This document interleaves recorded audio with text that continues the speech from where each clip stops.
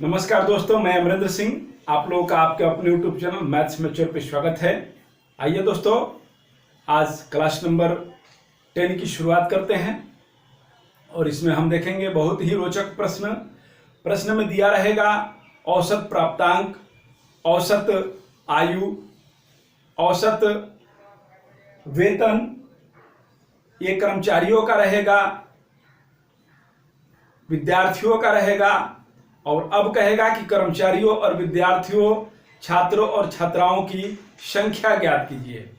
ठीक है, प्राप्तांक देगा, छात्र छात्राओं विद्यार्थियों की संख्या ज्ञात करने के लिए कहेगा, उनका अनुपात ज्ञात करने के लिए कहेगा रेशियो, और इसी तरह से वेतन दे करके, औसत मासिक वेतन दे करके कहेगा कि कर्मचारियों की संख्या ज्ञात कीजिए या उनका अनुपात ज्ञात कीजिए। तो आइए प्रश्न की शुरुआत करते हैं। पहला प्रश्न आपके स्क्रीन पर ये रहा। चलिए, पहला प्रश्न आपके सामने है। प्रश्न कह रहे हैं, एक कक्षा के सभी विद्यार्थियों का औसत प्राप्तांक 68 है। इस कक्षा की छात्राओं का औसत प्राप्तांक 80 तथा छात्रों का औसत प्राप्तांक 60 है। तो कक्षा में कितने प्रतिशत लड़के हैं? पूरे कक्षा का औसत प्राप्तांक 68 है। ठीक है, एवरेज ऑब्टेन्ड मार्क्स 68 है। इस कक्षा के छात्राओं का औसत प्राप्तांक, एवरेज ऑब्टेन्ड मार्क्स 80 है, लेकिन छात्रों का 60 है। क्यों छात्राओं का अधिक है?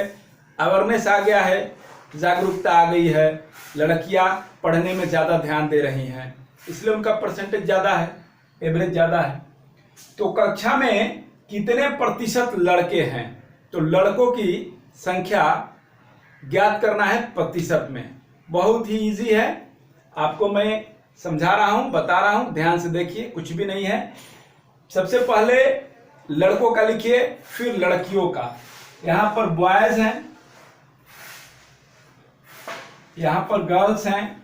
तो बॉयज में क्या है? लड़कों का औसत प्राप्तांक 60 है, लड़कियों का औसत प्राप्तांक 80 है, और एवरेज का मतलब हुआ कि जो लड़कों और लड़कियों का दोनों का औसत प्राप्तांक 68 है। तो संख्या पूछा जा रहा है किसकी? तो संख्या पूछा जा रहा है लड़कों की संख्या कितनी है। कुछ नहीं करना है, इसमें से इसको घटाइए और लिखिए। जो बड़ा है उसमें से छोटा को घटाएंगे। ये बड़ा है तो यहां घटेगा तो 8 हो जाएगा, और यह इधर घटेगा तो 12 हो जाएगा। 80 में से 68 घटाइएगा तो 12 हो जाएगा। अब रेशियो देख लीजिए, रेशियो हो जाएगा 4 से कटेगा, 4 तिहाई 12, 4 दूनी का 8। ठीक है, यही रेशियो आया। तो अब हो रहा है बात किसकी?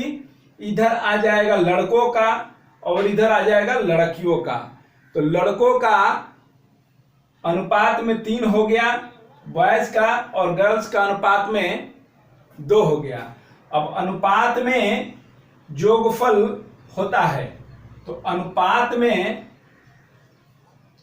3 और 2 5 हो गया। यह है कितने के बराबर? 100% के बराबर। कोई भी चीज अपने आप में 100% होता है, तो लड़कियां होंगी तो उनका 100% होगा, 100%। तो अनुपात 3 और 2 दोनों को जोड़ देंगे तो 100% हमको प्राप्त हो जाएगा। अब अनुपात 1 बराबर हो जाएगा 20%।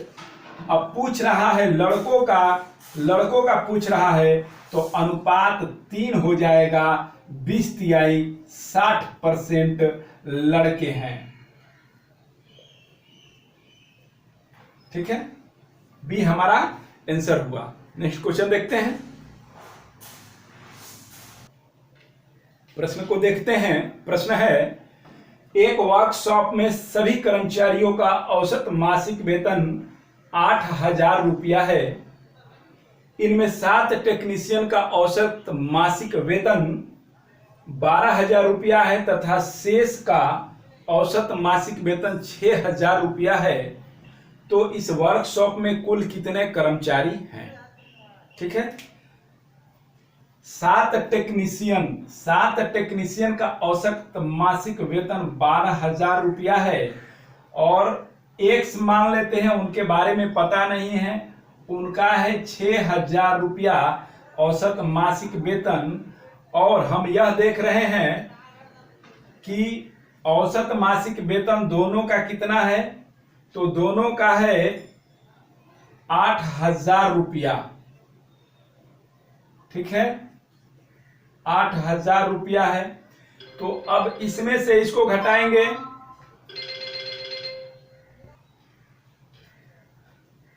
तो अब इसमें से इसको घटाएंगे तो ये हो जाएगा 4,000 रुपया।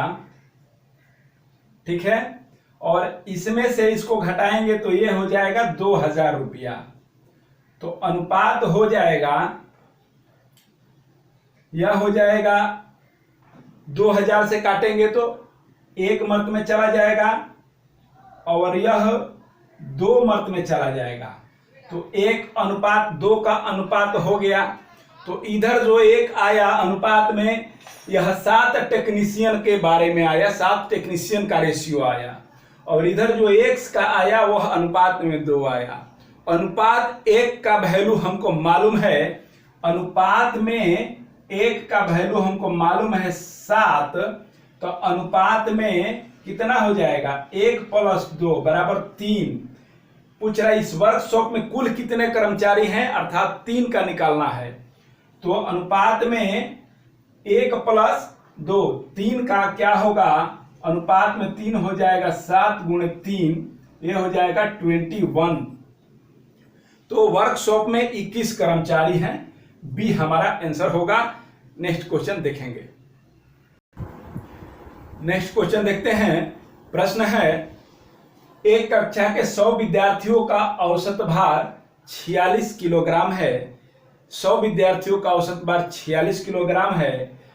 इनमें लड़कों का औसत भार 50 किलोग्राम है तथा लड़कियों का औसत भार 40 किलोग्राम है। तो लड़कों की संख्या क्या है?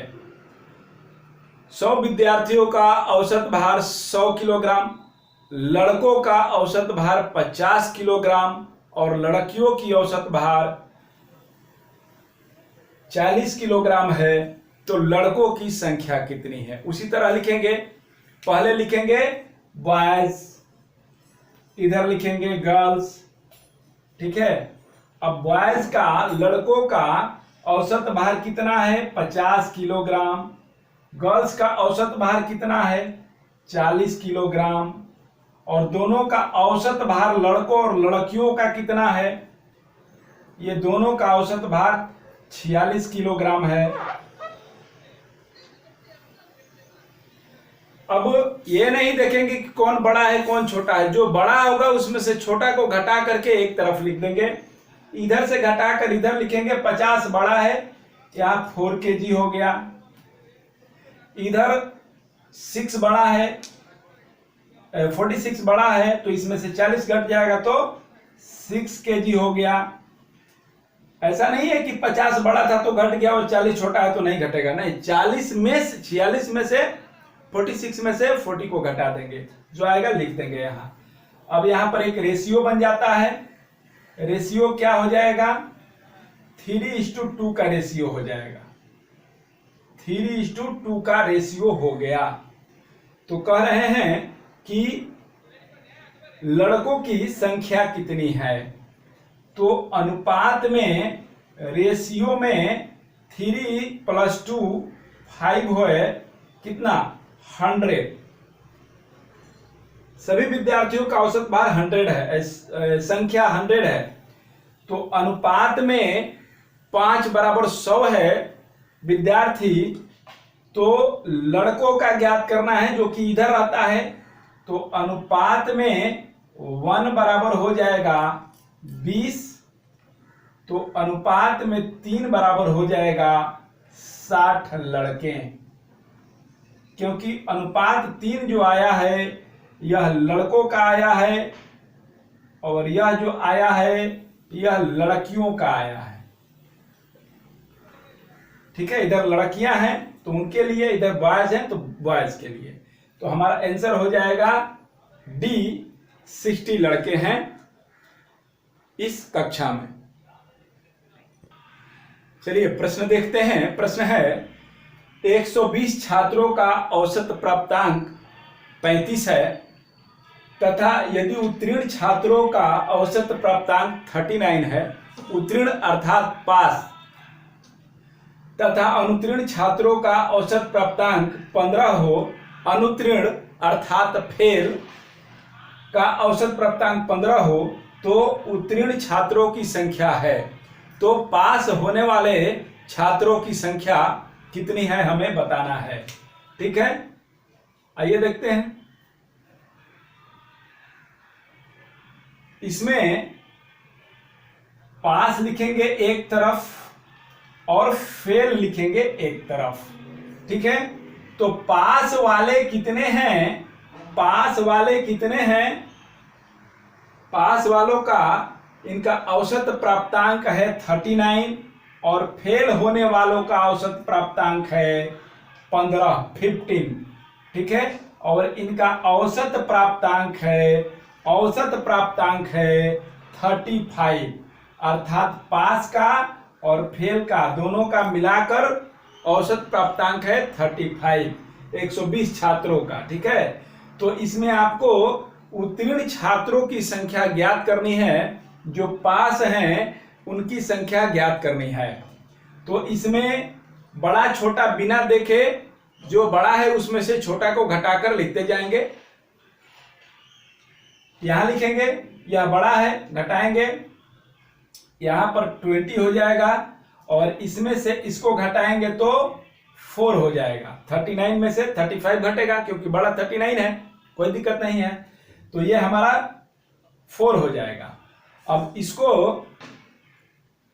35 में से 15 गया तो 20 हो गया और 39 में से 35 गया तो 4 हो जाएगा। ठीक है, अब क्या होगा, इसको रेशियो को हटा देंगे तो 5 चौका 20 होता है, 5:1 होता है। अब पूछ रहा है कि पास होने वाले, उत्तीर्ण होने वाले छात्रों की संख्या कितनी है। तो अनुपात में, रेशियो में 5 + 1 6 है, 120। तो रेशियो में 1 हो जाएगा, इससे भाग कर देंगे तो 6 दूनी का 12, 20। तो अनुपात में 5 का वैल्यू निकालना है तो 20 5 कितना हो जाएगा, 100। ये हमारा आंसर हुआ। ठीक है, नेक्स्ट। अब इसको समझना है कि जो बड़ा है उसमें से छोटा को घटा देंगे। यहां यह बड़ा है तो इसमें से छोटा को घटा देंगे तो 20 आया। इधर आ जाएगा पास वाला, जो इधर है उसका आ जाएगा, और इधर जो होगा उधर फेल वाला है तो फेल वाला का आ गया। अब रेशियो 5:1 का हो गया, टोटल रेशियो हो गया जोड़कर 5 + 1 6 का, और रेशियो 1 होगा तो जो रेशियो है वह संख्या के बराबर हो जाएगा। संख्या टोटल दिया है, टोटल छात्रों का दिया है, पास का और फेल का 120। तो अनुपात में 6:120 है, तो अनुपात में 1 कितना होगा, तो 6 दूनी का 12, 20 हो जाएगा। तो अनुपात में 5 निकालना था तो हमें हो जाएगा 20 5 100, जो कि उत्तीर्ण छात्र हैं। उत्तीर्ण छात्रों की संख्या,